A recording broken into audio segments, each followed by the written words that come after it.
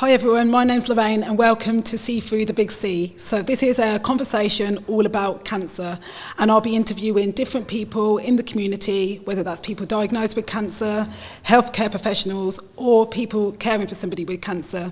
And I cannot wait to meet so many amazing people. So here we go.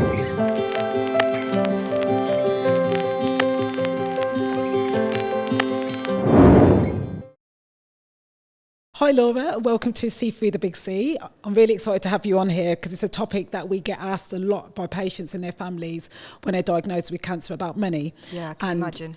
What they do following a diagnosis, and what we've found is that a lot of people when they're diagnosed, they don't know what to do, where to turn, what they can access. Yeah. They might not be able to work. So yeah, it's a very popular question that we have, so I'm really excited to have this conversation with you.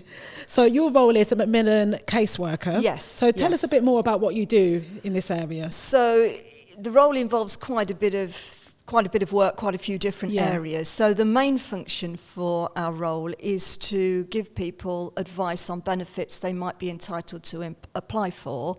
That's means-tested benefits, where we take into account their income, and also the non-means tested benefits, so the disability benefits, personal independent payment and attendance allowance.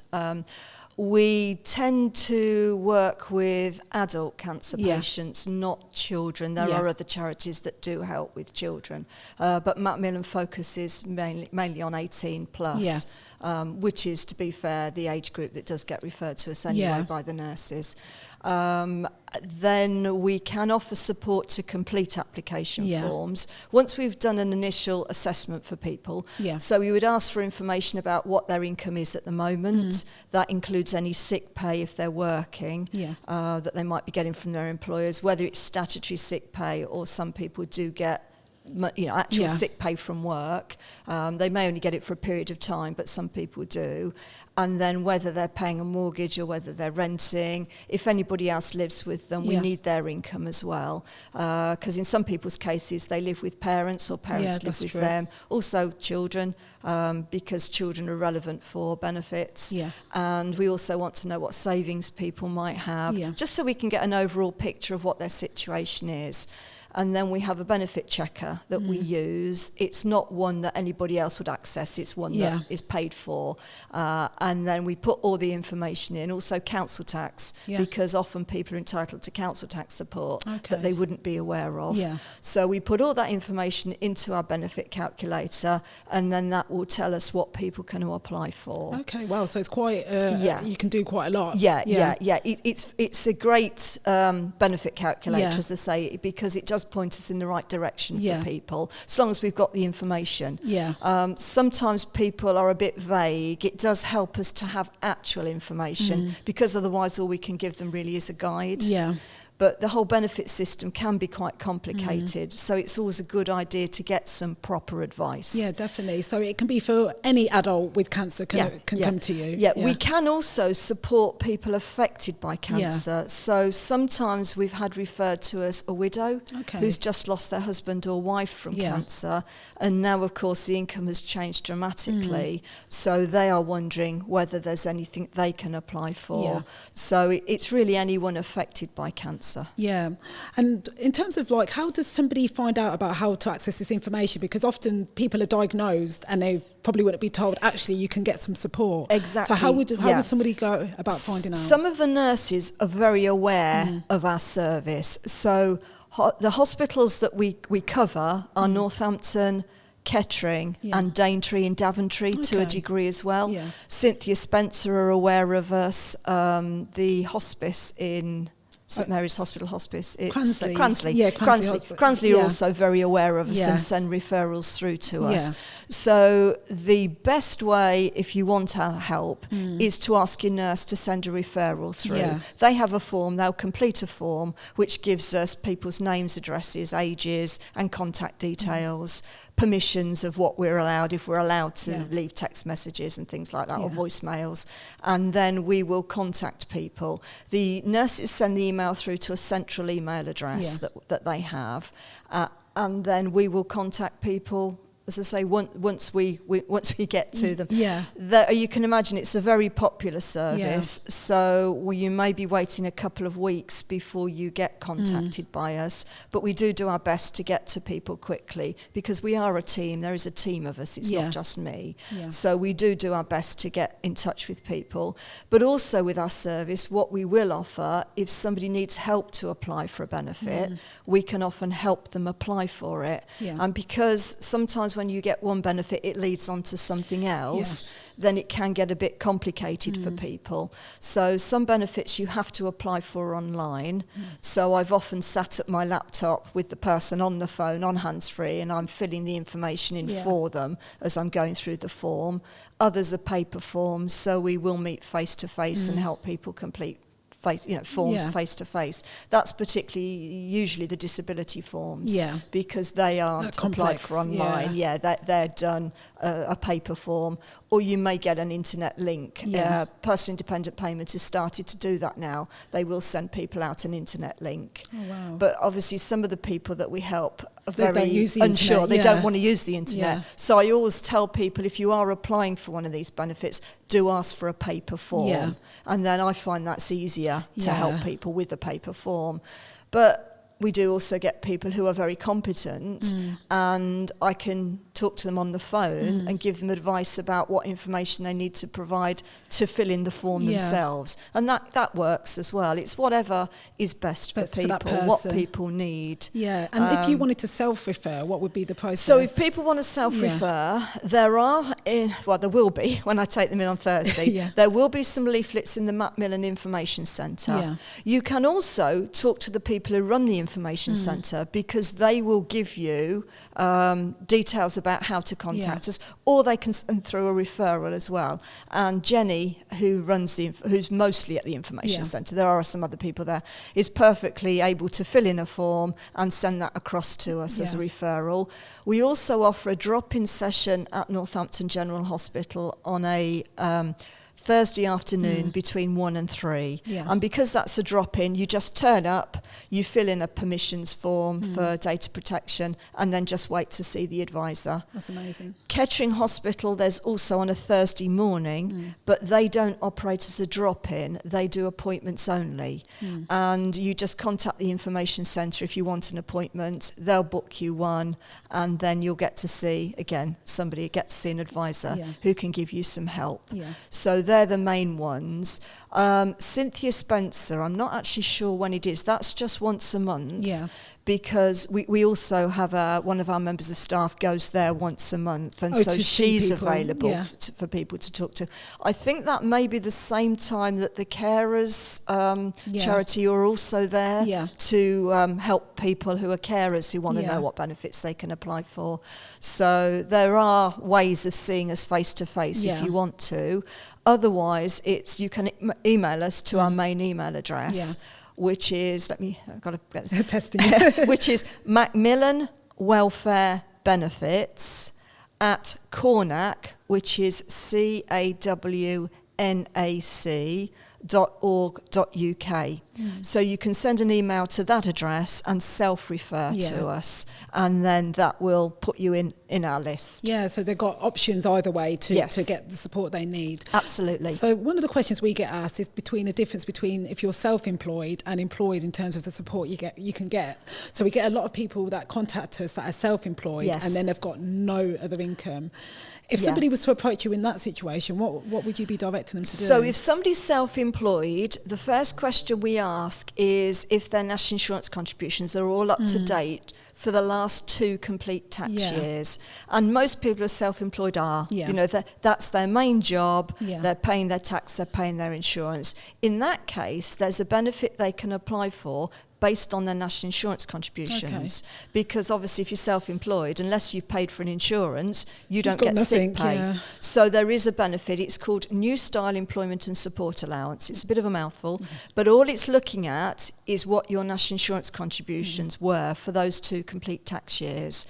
And provided you've paid you've been earning a decent wage and you've been paying your national insurance, you will get paid that benefit. Okay. And that doesn't take into account your partner's income or savings or anything like that. Wow, I didn't it's realise purely on your national insurance contributions. Yeah, because means-tested benefits, a lot of them will look at savings and other people's income. Universal credit, of course, is one that is obviously universal, that a lot of people look at applying for, but that will take into account your partner's income as well and savings. But that's not to say you might not also be entitled to that as well as the one New that you Style just Employment Support Allowance, yes. So it gives you a bit more options and scope. Yes, exactly. Yeah, exactly. And what about if you're employed? What will you be directing somebody to do? So if somebody's employed, the first thing we want to know is what sick pay they're getting. And in many people's cases, it's statutory sick pay. And sometimes people will, when we'll ask what benefits people are getting, they disregard sick pay. They don't think of that as a benefit. To be honest, I didn't until you just said. Yeah, but it is. And as I say, if we're doing a benefit check for somebody, we need details of all your income, because otherwise the advice we give is not going to be correct. And so you've got to give us everything that you're getting. And then, as I say, once we've got information from people, so we would also ask what rent they're paying, if they're paying rent. Are you council rent or are you private rent? Because that does make a difference with a benefit check. In what way? If you're council rent, you may get some rent-free weeks. We need that to properly calculate.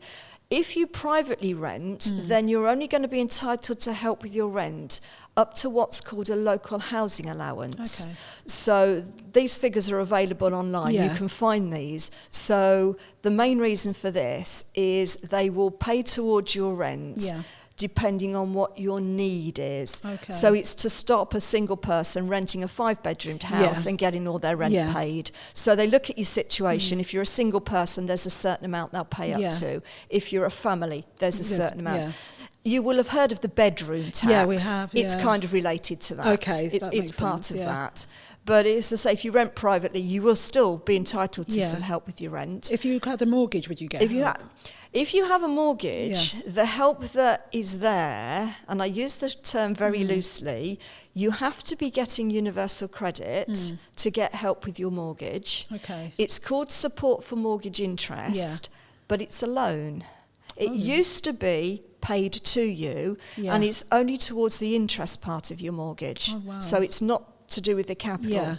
So obviously we talk to people who have mortgages. So if people are struggling with their mortgage, if they're on their own, then they're likely to be struggling. The advice is always talk to your mortgage company, see what they can offer to help you, because they can offer a mortgage holiday. You can also change your mortgage from a repayment to an interest only, which of course brings down your payments. There's a lot you have to consider with a mortgage, but mortgage companies are obliged to help you. And do they, do you think? Most of them, they're getting better. They're getting better. A lot of them do. A lot of them are better at that now, because I think the problems COVID gave us, it also did make some things better. And I think obviously during COVID people were struggling with their outgoings, so I think things had to change for it, because they had to look at ways that they could help people. So they are obliged to try and help you stay in your own home.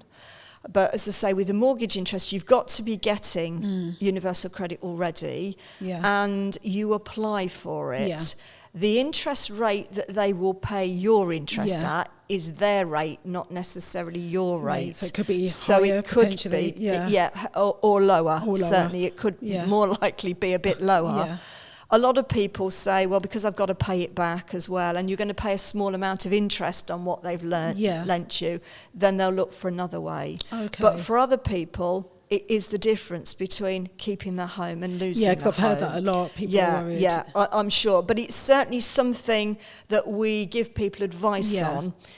But that's what people also have to remember, is we give advice, but we're not financial advisors. So we can tell people what the options are, but then people have to make their own decisions from the options, because we are not qualified financial advisors. And sometimes that's the advice, is that people are better speaking to a financial advisor, because in some cases they may be better taking out a loan because that might work out cheaper for them in the long run. Because it's a loan from the bank anyway. Exactly, especially if they've also got other debts. It might be better to consolidate things together. But we'll tell people what's available, because like you said at the start, people are frightened. They don't know what steps to take. And we find time and time again, just getting the advice, even if you get the advice and find out you're not actually entitled to anything, you know. You know now what to do, how to proceed, because you've covered that. You're not entitled to claim anything else, so you've got to make do with what you've got. How can you deal with that? And then obviously there's lots of ways people can look at to save money, changing your internet provider, you know, lots of things, insurances you can reduce, some you might not need anymore. There's lots of ways for people to save money. But it's just that knowledge that gives people more confidence to deal with their affairs. You're absolutely right. And something we had a conversation about just before we started, which I hadn't thought about, is the difference in terms of pension age as well, in terms of what you can qualify for. So what you can qualify for if you're under state pension age is different to what you would qualify for if you were already pension age. So if you're under pension age, then the main benefit we would be looking at would be universal credit. What is universal credit? So universal credit, it's a benefit that was started several years ago to take a lot of benefits in under one benefit, because people were getting child support, they were getting help with their rent, they were getting disability help because of their disability, and they were getting one here, one there, one there. So the idea was put all these in together into one benefit, and it works a bit like a wage. So before you get your payment, about a week or two, you'll get a notification about what you're going to receive, like you get a wage slip, and then a week or so later, you'll get the money paid to you. What you get for universal credit really depends on your situation. You might be single, you might have a partner living with you, you might already have some income coming from somewhere, you might have children, you might be too sick to work, which obviously for the people that I'm helping is a major factor, that they're too sick to work. So depending on your situation, you apply different elements. You might be caring for somebody, so you can't work because you're looking after somebody. Or your partner is going to be caring for you, so then that element comes in. So that's what I do when I do a benefit check. Look at exactly what someone's situation is, and then add in the elements that are relevant to them. The child element is not child benefit. Tax credits, fortunately, have now come to an end. You can't apply for tax credits, not as a new applicant. I think there may still be some people on That's them. in the system, But fortunately, because they were a nightmare, so many overpayments. The benefit of universal credit is it works in real time.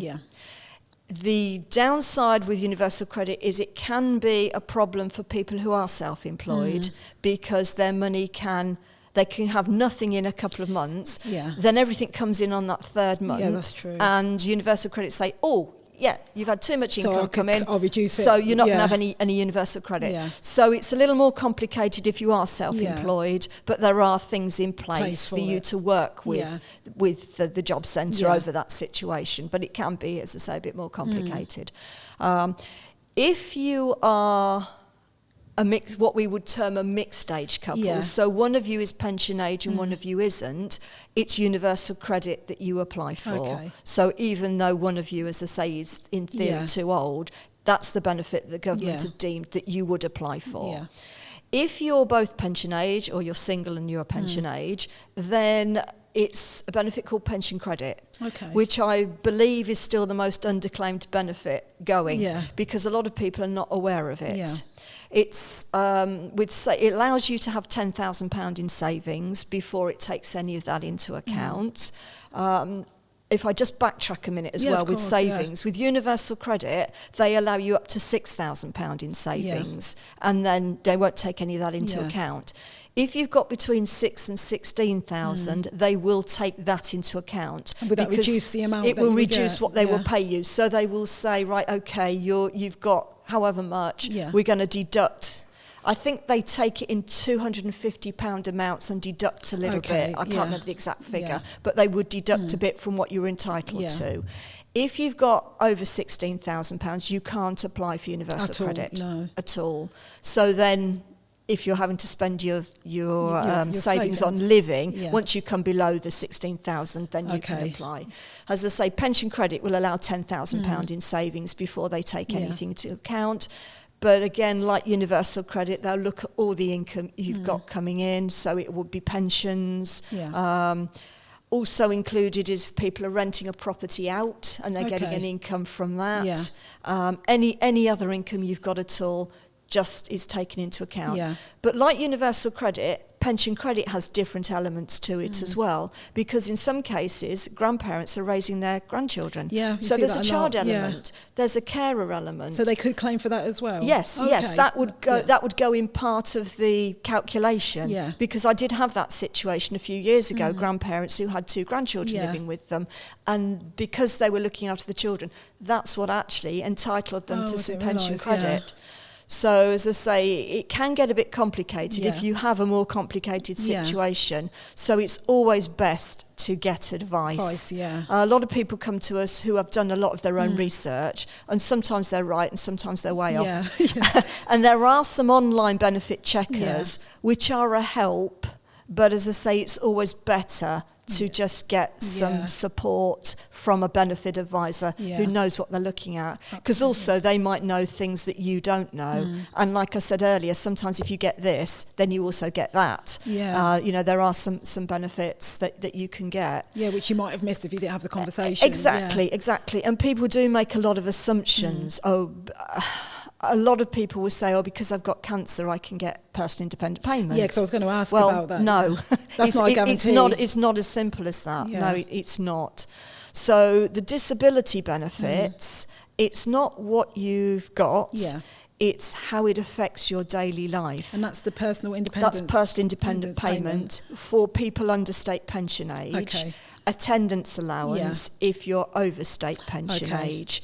And the disability benefits, they're not interested in savings, they're not interested in your income. So you could essentially, like one client I spoke to, have 978,000 in your bank account and still be entitled to one of these benefits because that's not taken into account. Doesn't matter if you're living with somebody or if you're single. It's just literally, what are your health conditions and how do they affect you? And so you get that and the universal credit. Yes, absolutely. So Absolutely. You get both. The disability benefits kind of sit on a shelf completely on their own. Sometimes it helps you get other benefits if you've got them, but mainly they sit on the shelf on their own and they don't affect anything else. So if you're a cancer patient, so what would it take for you to be able to qualify for if we look at personal independent payment, first of all, as I say, it wants to know all your health conditions, and quite often we will see people who have a cancer diagnosis but they've also got other health conditions. They may have arthritis or other things that actually affect them doing daily tasks far more than cancer does. Because also PIP can take the view, yes, you have a cancer diagnosis, but you're having treatment, you'll be fine in 3 months' time, and they're looking over the period of a year. So they look at 3 months before you've applied. What was your situation then? Which for most people who come to us, they've been diagnosed with cancer, they've started treatment, or they've had an operation, or they're waiting for an operation. And then PIP considers the next 9 months. Also, you have to realise with the disability benefits, you don't apply too soon because you spoil your chance. I advise people to have some treatment or all their treatment and then see where that leaves them. Because quite often people are okay, they're managing, and then they have their treatment, which does give them some more difficulties. But then, as I said, PIP might look at it and say, well, you've only got 2 more months treatment, you'll be okay then. I know that's not true, but you've got to get into the mind of how it works with PIP. And that may be what they decide. So often you're better going through your treatment and then seeing what your difficulties are. If cancer is the health condition you have. If you have other health conditions, then it might well be worth applying straight away. But just a cancer diagnosis, unfortunately, doesn't qualify you for anything. Oh, I didn't realise there isn't that. anything. No, it's purely based on your situation and circumstances. Wow. And a lot of the nurses are very good at saying to people, oh, yes, you'll get PIP. Yeah, that's what you hear. Yeah, it's like, and I just get thought a it was lot of automatic, that. right? Yeah. So I say to people who say that to me, if I don't give you medical advice, don't take benefits advice from your nurses. And they say, oh, okay, that makes sense. Fair enough. Yeah, fair enough. Yeah. Attendance allowance is a benefit for people who are state pension age and over. And that is... The difference between PIP and attendance allowance is PIP has a daily living component where it looks at different daily type living tasks, and a mobility component. Attendance allowance looks at your needs throughout the day and your needs throughout the night. Which you wouldn't have the night on the other one, no. Yeah, you don't have night on PIP. No, they're interested in different areas, but PIP has 2 levels that they will pay you at. So if we take the daily living, then if you get 8 points, because it's a points-based benefit, if you get 8 points, you get the standard rate. If you get 12, you get the enhanced rate. With attendance allowance, if you have daytime needs, you get the equivalent of the pay for the standard rate of PIP. If you also have nighttime needs, you get the standard equivalent for the enhanced rate. Attendance allowance does not have a mobility component. So I think that's why when people are approaching state pension age, if they are having some mobility issues, we do advise them to apply for PIP because you can apply up until your state pension age. And I have done appeals for people who are past state pension age, but because they'd applied before, we can still take it through to an appeal. It's a bit of weighing up, actually. A colleague spoke to me this morning who's got somebody in that exact position, which was the best for them to consider. So, it does depend. But that's the difference with them. As I say, PIP has a mobility component, which also is paid at 2 levels, a standard rate or an enhanced rate, depending on what points you get. Yeah, what your needs are in your situation. And what I was going to ask is, like, is this all being assessed just on, like, the paper? Will they actually come out to see you just to make sure? Attendance allowance is purely on the paperwork and the medical evidence you send. The form is a lot more straightforward. It's very specific about what it wants to know. So it's a much easier benefit to apply for. PIP, it's a form and then it's an assessment. So somebody will actually come out? Most of the assessments nowadays are over the phone. They are starting to do a few more face-to-face assessments because sometimes people need the face-to-face. If you're saying you can't walk very far, that can't be assessed over the phone. That's what I was going to say. They need to see you really, and they are starting to offer more face-to-face assessments. Again, thank COVID for this, because all PIP assessments pretty much used to be face-to-face.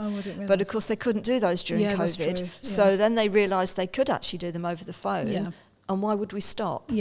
So in some people's cases it's beneficial, but if you get the opportunity for a face-to-face assessment, I always advise people to take the face-to-face. Because we deal with people with cancer, a lot of the people we deal with also deal with depression because of the cancer, or they may already have had the depression, but a lot of people do suffer some depression because of the concern and the worries with cancer.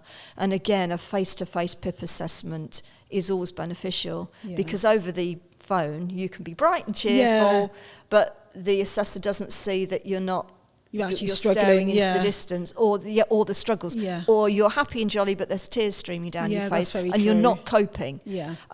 So it's important where you can to try and get a face-to-face Would you recommend assessment. people to ask? Yes.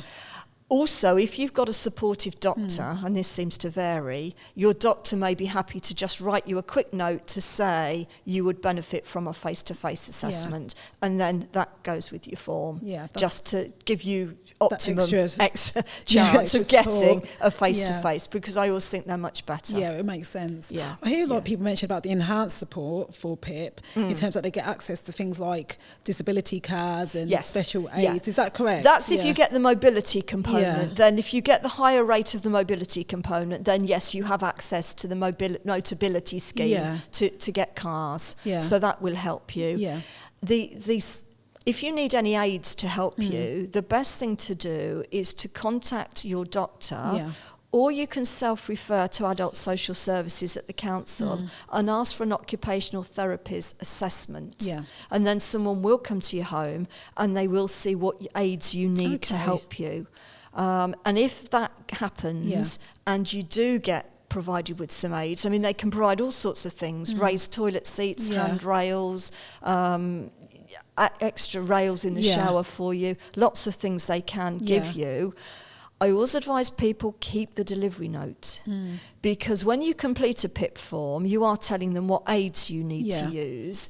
And also with attendance allowance, they want to know if you've purchased the aid or it's been prescribed. Oh, so and you they can get it on prescription? Favour, yes, because the occupational therapist will prescribe. Okay, so you don't have to pay for it? No. They will say this is what you need and it will be prescribed for you. So because a health professional has said you need it, PIP prefers that, rather than you having been out and bought a walking stick because you prefer to walk with a walking stick. It just adds a bit more credence to it if you've actually got one prescribed for you. Yeah, that's good to know. So paperwork, don't throw any paperwork away. Please keep your paperwork, because medical evidence is key for PIP and for attendance allowance, because they want to see medical evidence confirming.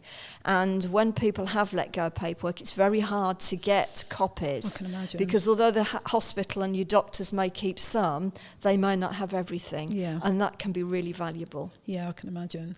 So something you mentioned that we've had conversations before is about end-of-life care, because sometimes when people are diagnosed, they are at the stage where they're palliative. So how would somebody be treated in that situation? Right. So if somebody has been given a terminal diagnosis and they have been given a prognosis, because sometimes you may have a terminal diagnosis but it doesn't mean you're going to pass away very soon. It might be like years.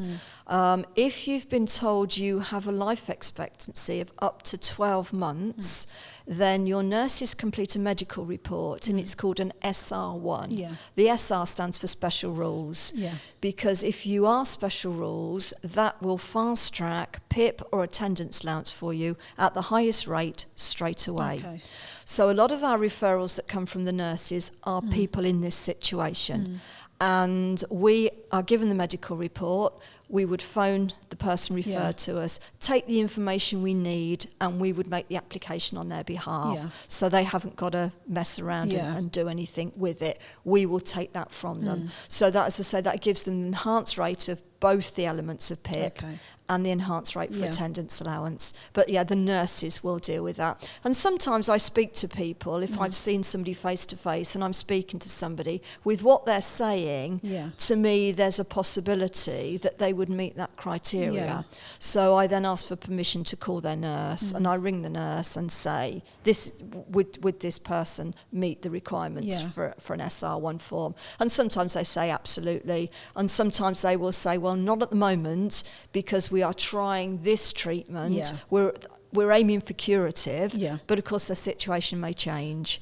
But if it sounds like there's a possibility, then I'll always speak to the nurse if they give me permission. See what information you can gather. Yeah, exactly. And then if the nurse says yes, then it helps me to know the best way to proceed. And then put the application forward. But when I call somebody, obviously I tell them I'm ringing because the nurse has referred you and they've asked me to apply for a particular benefit for you. And then because some people prefer not to know a prognosis. That's true. The majority of people I've found do know, but even then it's difficult for people to process what they've been told. So I just say, I can apply for this for you, and if you let me have this information, then I'll go ahead and make the application for you. That also, one of the elements of universal credit is for people who are not fit to work.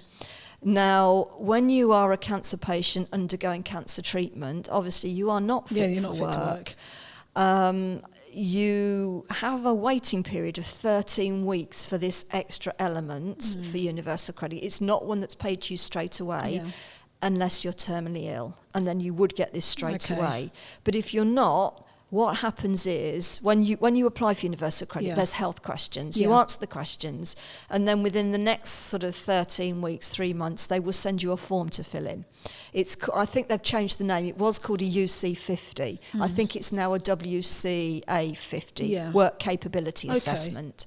You also, if you've applied for New Style Employment and Support Allowance, you also get sent this form because that operates at two rates, the standard and then the higher amount once they've decided. But it's the same form. It's the same form. And you start to fill the form in and you give details, your name, your address, health professional that is working with you, a few other questions, and then there's a question that says, do you have a cancer diagnosis? So you tick the box. And then they say, are you having or recovering from treatment? You tick the box. You then, if you're not working because of your cancer diagnosis, you don't have to fill the rest of the form in. But if you have other health conditions that restrict you from working, you do fill the whole form in, and we will help with these because these are worse than the PIP forms. I can imagine. But then once you've completed that little bit about the cancer questions, you ask your nurse to fill the back page of the form in, which is all the details and information about your cancer treatment. And so long as you're having chemotherapy, radiotherapy or immunotherapy, they will accept that. And then at the end of the waiting period, automatically pay you the extra money. Now, there's been quite a bit in the news over the last few months about changes to benefits, and there are changes to universal credit from April. They are removing the 2 children cap, so people who have more children now might be entitled to more universal credit, but they are also looking at the limited capability for work element. And there's a limited capability for work, which is given to people who at the moment can't work, but perhaps should be looking for work. So they will help you, or they should help you through the job centre, put you on courses and give you some support to apply for jobs. But there's also limited capability for work and work-related activity, which is the one that that our cancer patients would be entitled to. And they are reducing that from April. And I had a little look at that before I came out, but there are still some criteria that you may still get the higher amount. But it wasn't clear from what I was looking at whether a cancer diagnosis would give you the higher amount. Hopefully it would, because obviously you're not in any position. No, and for a lot of people, they've got a job to go back to. It's just temporary. They're just in this place. They want to go back. Oh, most people we talk to want to go back to work. Even those who are never going to go back to work want to go back to work. So that I'm not totally clear on how that's going to affect cancer patients. But we've still got a few months yet, and they're still revising some things.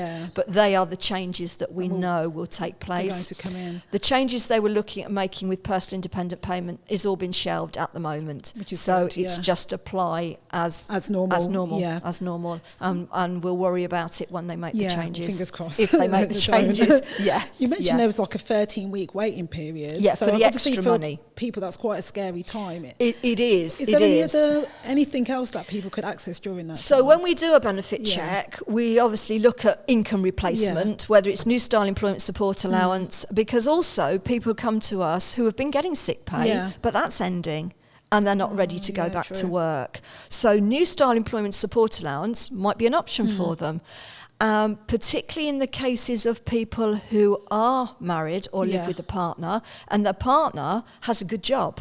Too much money for them to get universal credit, but if they've been working full-time for the last couple of years, then they will likely meet the requirements for New Style Employment Support Allowance. If they're on their own, we would look at if there's any universal credit on top. If they're renting, that might give them some help with universal credit through that. Also, if they've got children, we also look to see if there's any council tax support for you as well. So we'll have an overall look at every available benefit. And a lot of people are entitled to something, but of course not everybody. We do have to manage expectations. That's what I was going to say, because people might be expecting more than they actually would get. Exactly. So as I say, you've got to remember that just because you have a cancer diagnosis, that entitles you to nothing. It's how it's affecting you and what your living arrangements are really as to what benefits you might be entitled to. And there's no really additional grants or anything you can apply for? Sadly not, support? No. I mean, Macmillan were giving a grant to people. You had to meet the financial criteria, but it was quite generous. Yeah. But unfortunately, as with a lot of charities, times are hard, and Macmillan haven't got the funding coming in, so they're having to review what they can offer. And one of the things that they stopped were the grants last year. They said one of the reasons that they were stopping them was because they were quite low. They said £200. Yeah. But I know from working on the ground with people, that could be a lot of money. A lot of money. That could be a lot of money because that could buy something that somebody needs. And also, if you've applied for a disability benefit, if it's PIP, you could be waiting 3 months before you get an outcome. Yeah. So it can be really hard. Yeah. If you apply for universal credit, it's 5 weeks before you get your first universal credit payment. On top of the 13 weeks, then you've got the additional. Then you've got the additional for the extra element of universal credit. So we always advise people to apply for universal credit if they're entitled as quickly as they can. Yeah. And you can, for New Style Employment Support Allowance, so if your sick pay is coming to an end and you're not ready to go back to work, you know you're not entitled to anything else, but you can put your application in 3 months in advance, and then the theory is as your statutory sick pay ends, New Style Employment Support Allowance starts to pay straight away, kicks in straight away. Yeah. So some benefits, yes, you can apply for early. With universal credit, if it's going to make you in absolute dire straits, you can apply for an early payment, which you then pay back over a period of months out of your ongoing the money payments. That you're receiving. That makes sense. So if you've been refused, because it does happen where people get refused or you don't get what you thought you were going to get, it's at a lower rate. Yeah, there's an appeal process. There's an appeal process. We will support people through an appeal process. With New Style Employment Support Allowance, it'll be because you've not paid enough national insurance contributions. You can check your own national insurance contributions online. Actually, you can do that yourself, so you can see if they've got it right. Because of course, it's just people. People work for these organisations just like we're all people, so they do make mistakes. Universal credit, again, they'll give you the reasons as to why. There may be something to challenge, there may not be, but it's definitely worth looking at it, and it is something you can challenge. And things do go wrong. You know, sometimes I've had clients who've been told we've reduced your universal credit because you've committed fraud in something, which has turned out not to be the case.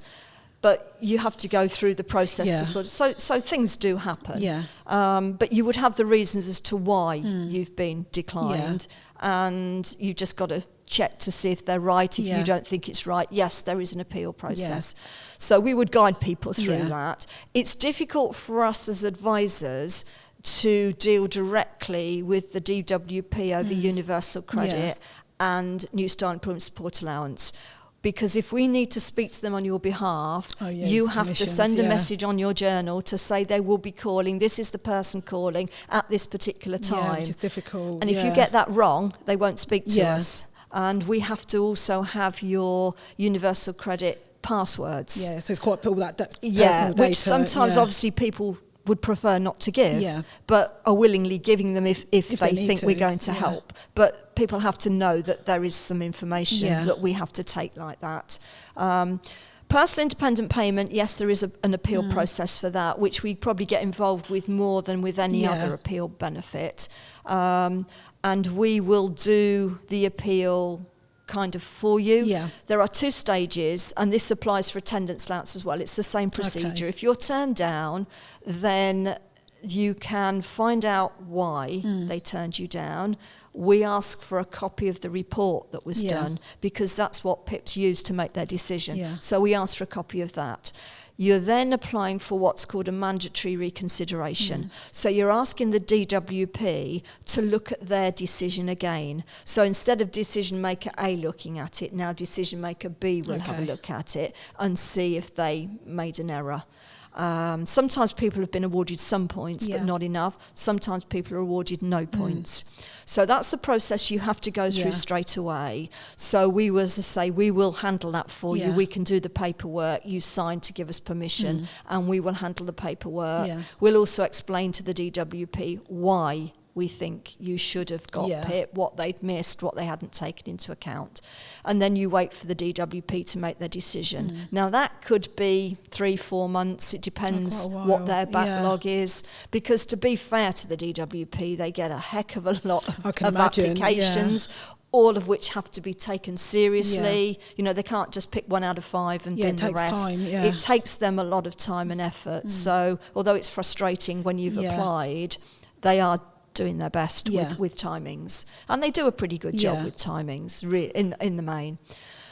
If then the outcome is again not what you wanted, they've made the same decision again, then you can go to an independent panel for your appeal to be heard at a tribunal, and again we will support you through that. We'll represent you.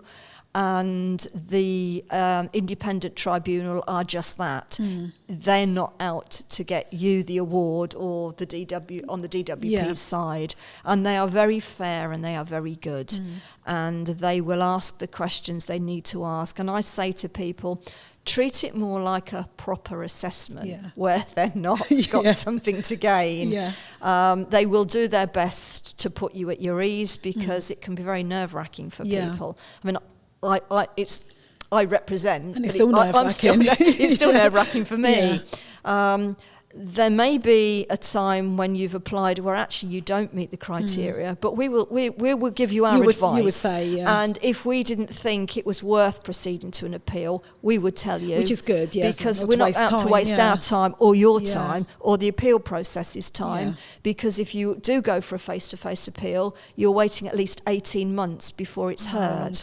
Now, if it's heard and you're successful, the money is backdated. But for most people, that's great. But they really needed the money back 18 weekly. months ago. Exactly. The lump sum is nice, but they could have done with it ongoing. The appeal panel obviously have the power to overturn an award. They also have the power to lengthen an award as well. So they'll determine how many years they think you should have the award for if it's successful. And if there's a good chance that you should have got an award that you didn't, it's worth taking it to appeal, even though you're waiting. Also, if in the meantime, while you're waiting for an appeal date, situation changes and things get worse, you can make a new application. And if that's successful, the appeal will consider up to the time that you had an award. So they'll go back from 2025 up to the period when you applied. Up to the period when you've actually applied and been given a new award. So there is always that option. And we do that with people sometimes, because clearly things have got worse. Yeah, things do happen. They may have been diagnosed with something else, but there's something come up now that means they would stand a better chance of getting the award. And so that's something else we would advise people to do. So obviously you've given a whole breadth of information. So for me, it's been a massive eye-opener. Why do you think this is not done at day one of diagnosis? People's journey is quite different. Some people are referred to a consultant but never actually see a nurse. Because one of my questions when I'm helping people is, who is your nurse? Because often, like I say, that there may be questions that I can ask the nurse which will then help. It just seems to depend how you're referred into the service. Some of the nurses are very on board with our service and some are not. So that can also depend. We do our best to get the information out there. So if you have had a cancer diagnosis, visit the Macmillan Information Centre and ask them what's available, because they'll tell you everything there that they can offer. That you need to know.